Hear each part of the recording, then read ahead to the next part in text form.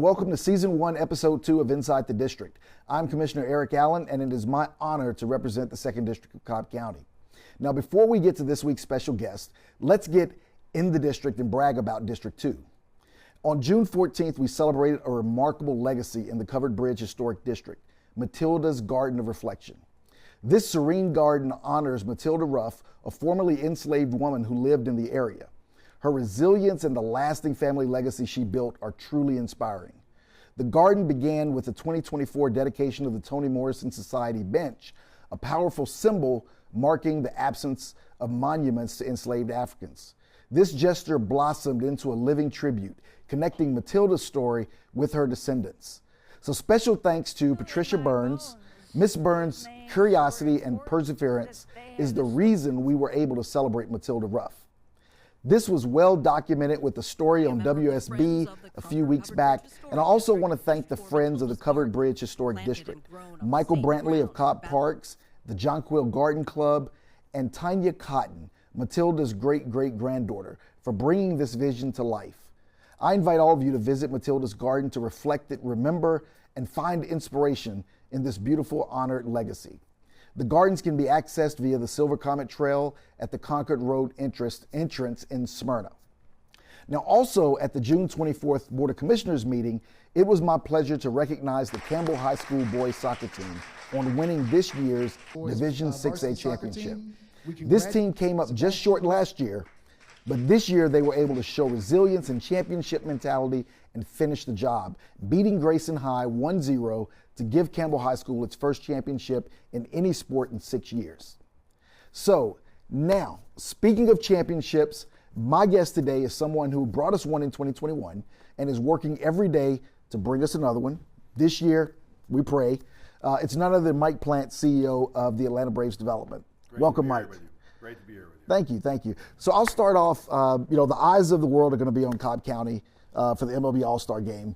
But before we get to that, let's kind of talk about the exciting things going on at the Battery. I know yesterday I was there for the grand opening of Shake Shack. We had walk-ons last week. There's so many things going on. What do you see as the growth and the trajectory and excitement of the Battery? Eric, I always step back and think about 12 years ago, I walked through that 60-acre piece of property with my boots on. And to see what it is today, 3 million square feet of mixed-use development, a million-plus square feet in Truist Park, and bringing 9+ million people a year there, it's obviously become a real epic center for Cobb County and driving fans and visitors from all over the world. And we're proud of what we've accomplished there. We continue to exceed certainly our expectations and activate year-round, and as I said, bringing visitors and guests from all over the world. So it's something that we think has made an incredible impact for Cobb County and the citizens, and really is the best example, I believe, of public-private partnership you will find anywhere in this country. And I'm pretty sure you're the envy of other teams that are looking to do similar things. You often have people come and visit and talk to you about how did you pull this off and build what we have at the Battery? We do, and actually it exceeds about 250 teams from all over the world. Oh, wow. And it's a little more challenging when they come from Asia because the language barrier creates, instead of an hour or 2 hour meeting, it's about a 3 or 4 hour meeting. But we're glad to share it. It's really a kind of a playbook we think we've been able to develop. And as I said, it starts with just that public-private partnership, our relationship with Cobb County, the leadership, the commissioners, Jackie, the county manager, but dealing with the fire marshal and planning and zoning and all the departments. They got it right from the start. They knew this was going to be a legacy, transformational opportunity for the county, not only for us, but certainly for all the citizens here. So that's one of the big drivers that we make sure that all the teams that come here, they understand it starts with that relationship.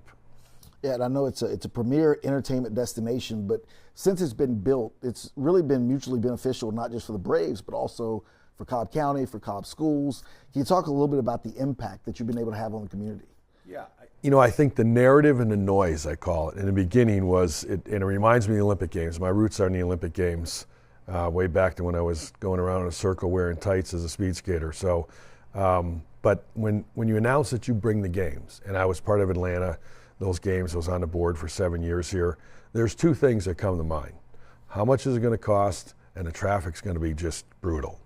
And so when we made this announcement and we're moving to Cobb, that naturally were the two big questions, or what was going to happen on the cost side, and certainly the traffic was going to be tough, because it is tough in the city of Atlanta. Fortunately, we were able to keep our head down, work together, and prove to the citizens of Cobb County that every year now, last year was almost $40 million again in cash that went to the county's general fund, the Cobb School Board of Education, and the state of Georgia. That number is just going to continue to grow. It far, far exceeds the annual debt service that was coming out of the general fund, which I believe is somewhere around $6.4 million.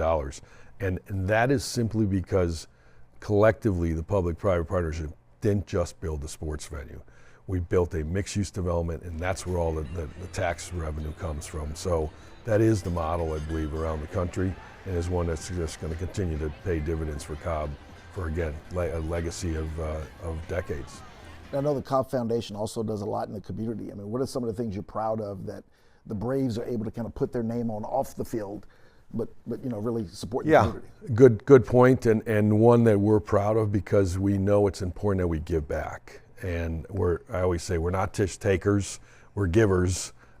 We give people a lot of emotional highs and lows, I guess. We like the highs better when we win than the lows, but certainly all the different organizations that we're able to support, the school district, the veterans here in Cobb, certainly the public safety individuals that have an incredible job in fire and police and EMT. They're all big supporters of ours. They help us do what we can do. So field renovations, the Ryan Park that we're going to do the groundbreaking of, and Boys and Girls Clubs, and the list goes on and on.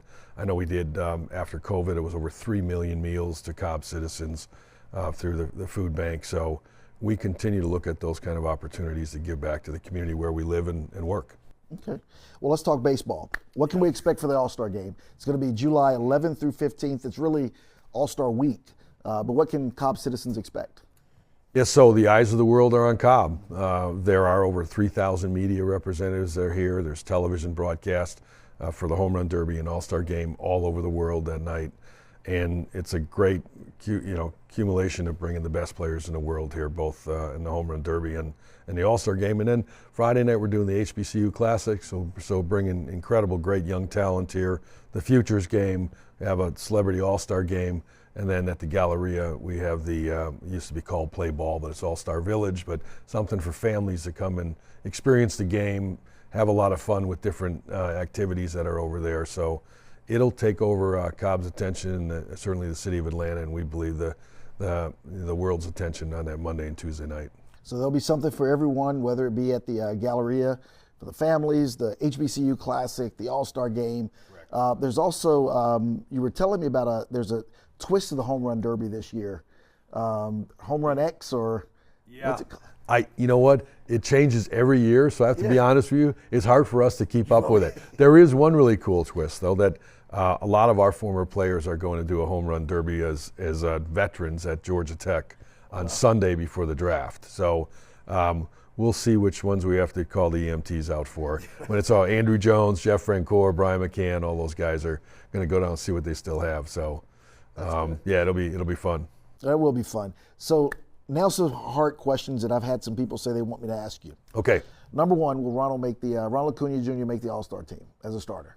God, you would think so. I mean, I know he started the season 4 or 5 weeks late, but his numbers they're number 1 or 2 in every category right now in offense. So he's an incredible player, incredible talent. I saw an interview last week when we were playing the Mets, when the Mets manager is just waxing on about what a talent Ronald is. It speaks volumes for his impact in this game and what other players and managers and coaches think of him. So I know we'd all be shocked. So I would just encourage all of our fans, you can still vote. So put those votes in. Stuff those ballot boxes, because in baseball you can keep voting more and more. So go out to MLB.com and vote. Make sure you do that for the Brave players to make the All-Star game. We're coming up on we just passed the middle of the season. Are we going to be buyers or sellers at the trade deadline? Look, right now we're still looking at this incredible roster of talent. And sure, losing Chris Sale for a couple weeks was tough, and Lope was, no one thought that he was going to be someone that we weren't going to count on. The guy had 20 wins last year. So the talent is there, and it could be unleashed at any time. And so I'd say we're in it for the long haul. The expanded playoffs gives you more opportunity, obviously, to just punch a ticket. You just have to get in. And you look at 2021 when we won the World Series, we didn't go over 500 until August 6th. So just keep playing hard, just staying in the hunt, and get ourselves a ticket to the dance, as we say, and anything can happen. Is the locker room still upbeat? It really is. It's pretty amazing. Alex has told us that the morale, and I walk through there every couple of days, and there could be a lot of tension when you're looking at not playing as well as you expect. It's just not there with our guys. It's a really cohesive unit, and everyone has each other's back. And we've lost all these one-run games, and more than anyone in baseball. And you look at these stats, as we have more hard-hit outs than anyone in baseball. There's still outs, but eventually that has to kind of turn around. Yeah. So, well, we're all hopeful. We're wishing the Braves a great season. I want to thank you for coming and spending some time with us today. And thank you, everybody, for joining us on this episode of Inside the District. And I want to give a special shout out to the Rose Garden community. They had a festival last week. It's in Smyrna. It's one of the most historical African-American communities that we have in Cobb County. So thank you all for inviting me out, showing me a good time. And I hope to see all of you guys next time on Inside the District and at the All-Star Weekend. Thank you. Thank you. Appreciate it.